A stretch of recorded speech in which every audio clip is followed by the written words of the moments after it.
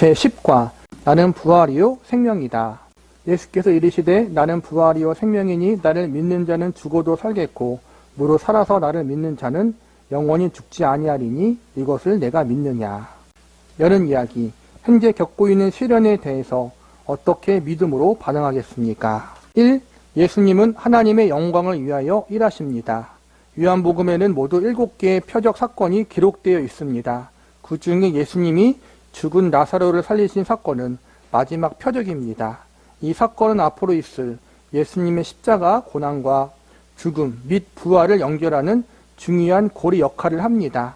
예루살렘에서 약 3km 정도 떨어진 베다니라는 곳에 병든 나사로가 여동생 마리아와 마르다와 함께 살고 있었습니다. 마리아는 주님께 향유를 붓고 자기의 머리털로 주님의 발을 씻은 여자입니다.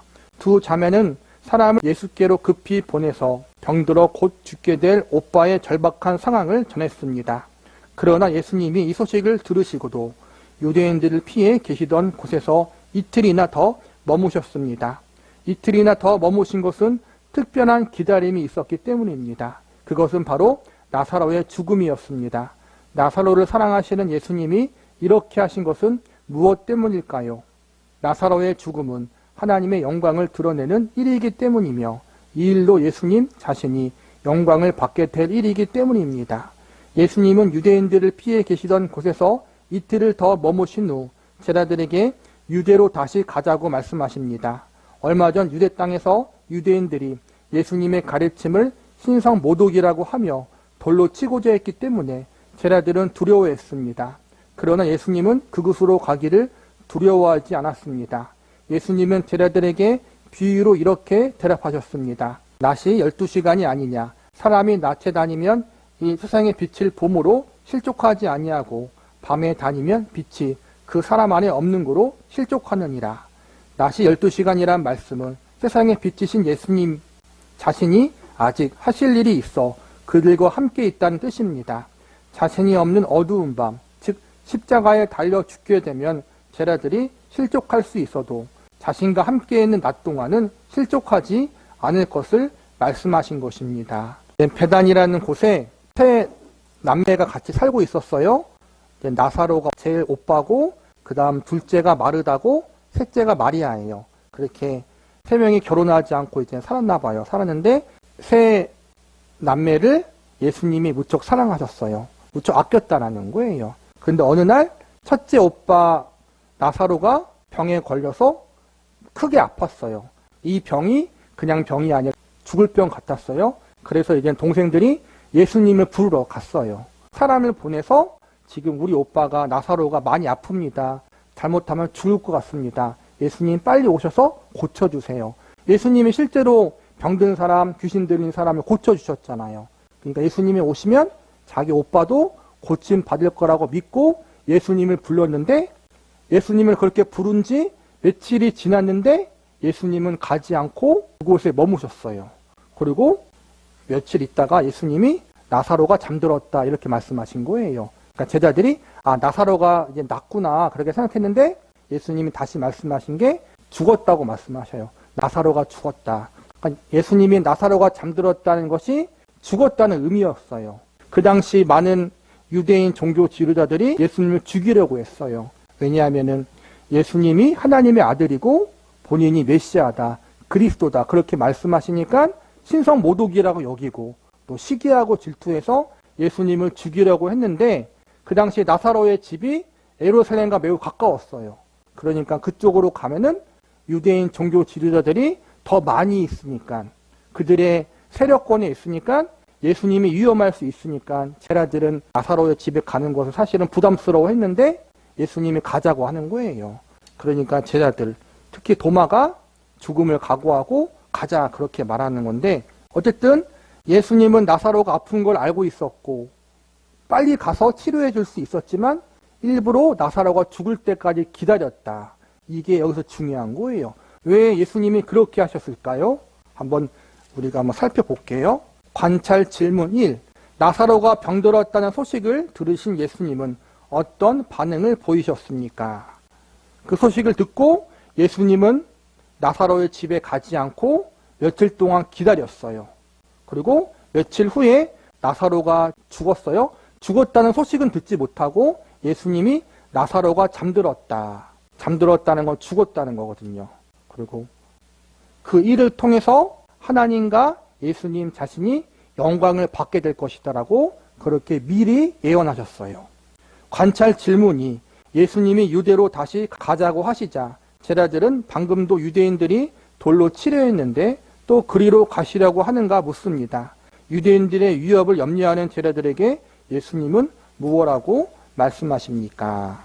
예수님 자신이 하나님의 아들이라고 말하니까 유대인들 입장에서, 특히 종교인들 입장에서는 신성모독인 거잖아요. 그렇죠? 자기가 뭔데 자기가 하나님의 아들이라고 말하고 메시아라고 말하는가. 그래서 예수님을 죽이려고 시도를 많이 했어요.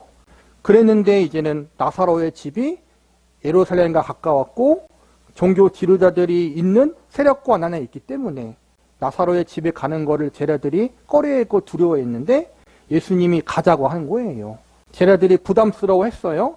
그런데 예수님이 낮이 12시간이 아니냐. 사람이 낮에 다니면 세상의 빛을 봄으로 실족하지 아니하고 밤에 다니면 빛이 사람 안에 없는 거로 실족하느니라. 이 말씀을 하시는데 결국에는 나사로의 집에 가서 예수님이 하실 일이 있다고 말씀하신 거예요. 즉 사람을 두려워하지 않고 하나님이 예수님에게 맡기신 일을 끝까지 감당하셨다. 그렇게 보시면 돼요. 이 예수님은 제자들의 믿음을 위해 일하십니다. 예수님은 제자들에게 친구 나사로를 깨우러 가자고 하셨습니다.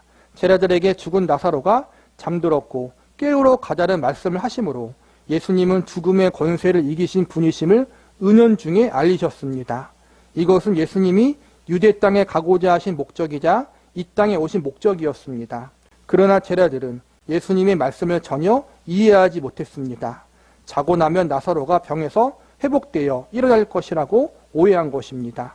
또 더 이상 유대 땅에 가지 않아도 될 것이라고 생각한 것입니다. 즉 병든 나사로보다 자신들의 안전을 더 생각한 것입니다. 그들은 나사로의 병이 하나님의 영광을 위한 일이라고 하신 예수님의 말씀을 기억하지 못하였습니다.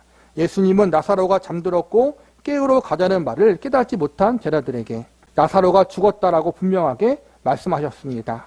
그리고 나사로가 죽을 때 거기 계시지 않고 나사로가 죽은 다음에 가시는 이유는 너희로 믿게 하려 함이라라고 하셨습니다.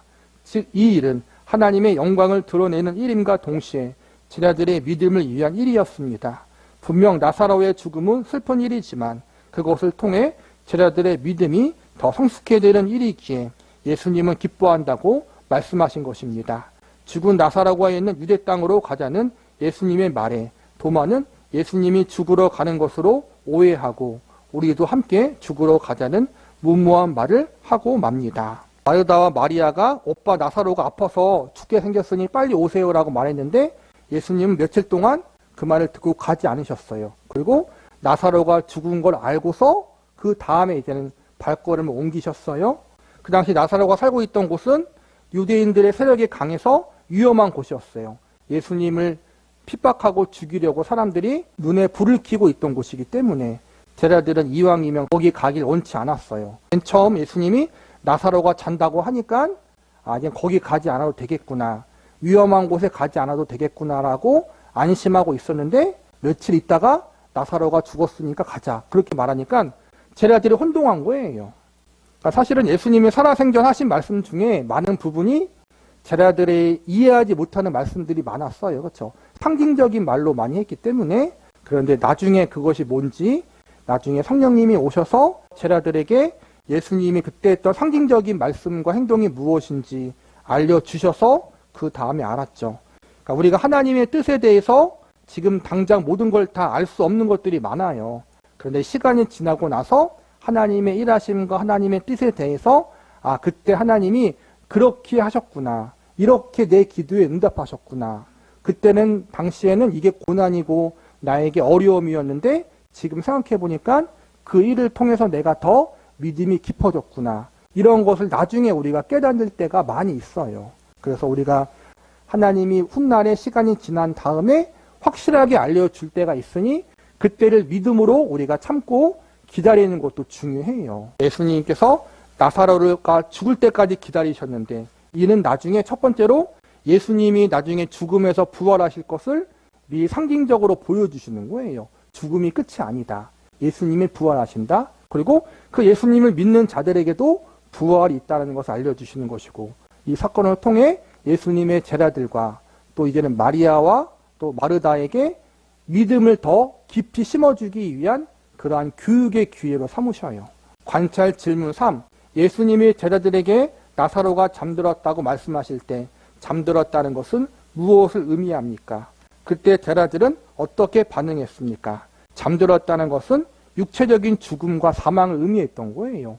제자들은 이걸 오해했어요. 진짜로 잠들었으니까 얼마 후에 깨서 병이 낫겠구나. 그렇게 여겼다는 거예요. 관찰 질문 4. 예수님이 나사로가 죽은 후에 가자고 하신 이유는 무엇입니까? 예수님이 죽은 자도 살릴 수 있는 생명의 주관자라는 사실, 그리고 나중에 부활이 진짜로 있을 것이라는 사실을 예수님이 알려주신 거예요. 예수님이 부활이고 생명이라는 사실을 알려주시고 죽음의 권세를 이기시는 분임을 알려주기 위해서, 그리고 제자들에게 믿음을 더하기 위해서 기다리신 것이다. 3. 예수님은 부활이요 생명이십니다. 예수님이 죽은 나사로가 있는 곳에 왔을 때 나사로가 무덤에 있는지 이미 나흘이 되었습니다. 죽은 지 나흘이 되었으니 당연히 냄새가 날 수밖에 없었습니다. 즉 예수님은 나사로가 죽어 그의 시신에서 냄새가 날 때까지 기다리신 것입니다. 예수님이 베나니에 오셨다는 소식을 들은 마르다는 곧 나가 예수님을 맞이했습니다. 마르다는 주께서 여기 계셨더라면 이라고 하며 예수님이 즉시 오지 않은 것에 대한 섭섭함을 드러냅니다. 그러나 한편으로는 예수님이 하나님께 구하면 그 구한 것을 하나님께서 주시는 특별한 분이심을 고백합니다. 예수님은 그녀의 오라버니 나사로가 살아나리라고 하십니다. 이에 마르다는 마지막 날 부활 때 다시 살아날 줄을 내가 아나이다라고 고백합니다.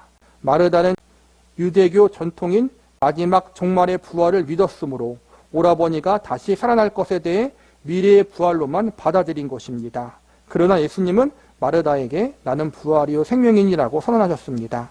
때와 시기의 문제가 아니라 부활의 주체이신 예수님을 보라고 하십니다. 예수 그리스도를 통하지 않고는 부활도 생명도 없습니다. 반면 예수님이 계시면 현재든 미래든 부활이 가능합니다. 생명의 주이신 예수님이 눈앞에 계시기 때문에 미래의 부활이 현재에도 일어날 수 있습니다. 예수님은 나를 믿는 자는 죽어도 살겠고 무릇 살아서 나를 믿는 자는 영원히 죽지 않을 것이라고 선언하셨습니다. 예수님을 믿는 사람은 죽을지라도 살 뿐만 아니라 살아있는 동안 예수님을 믿는 사람에게 이미 영생이 시작되었음을 말씀하신 것입니다. 예수님은 마르다에게 물으십니다. 내가 이것을 믿느냐? 마르다가 대답합니다.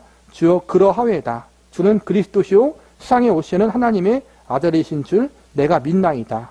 예수님은 마르다로 하여금 예수님에 대한 믿음을 분명히 고백하게 만드셨습니다.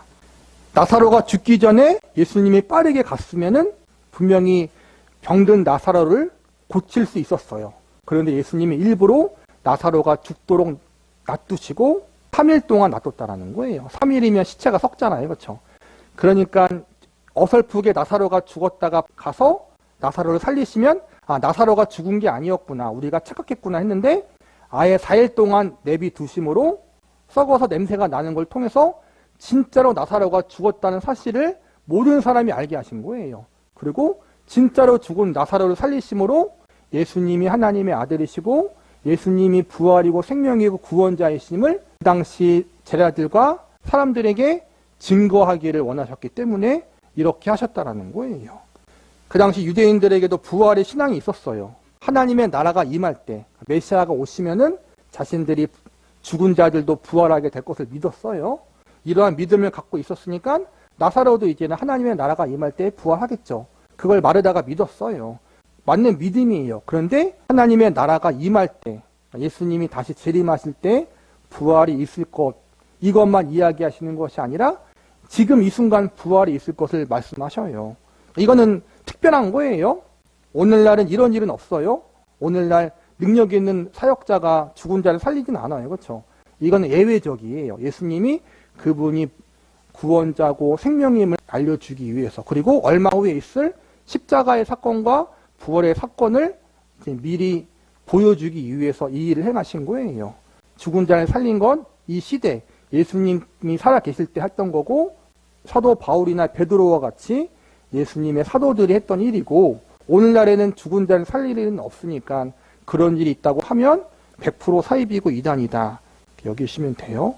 성경에 이런 일이 있었다고 해서 죽은 자가 살아나는 것은 없다. 이거는 반드시 우리가 기억해야 돼요. 성경의 연속성과 그렇지 않은 부분을 잘 분별해야지, 안 그러면은 사이비에 빠지는 거예요. 왜 예수님이 이러한 기적을 행하셨는가를 바르게 알아야 된다. 예수님은 죽은 지 4일 되는 나사로를 살리심으로 예수님께서 부활의 주인이시고 생명의 주인이시고 사망 권세를 이기시는 분이심을 보여주셨다. 그리고 제자들에게 이 사실을 확실하게 믿을 수 있게 하셨다. 믿음의 주인이신, 또 생명과 구원의 주인이신 예수님을 항상 의지하는 사람들이 되어야 한다. 관찰 질문 5 볼게요. 나사로가 죽은 지 나흘 후에 오신 예수님께 마르다가 한 말이 무엇입니까? 예수님이 빨리 오셨으면 자기 오빠가 죽지 않았을 텐데 라고 서운해해요. 섭섭해한다라는 거예요.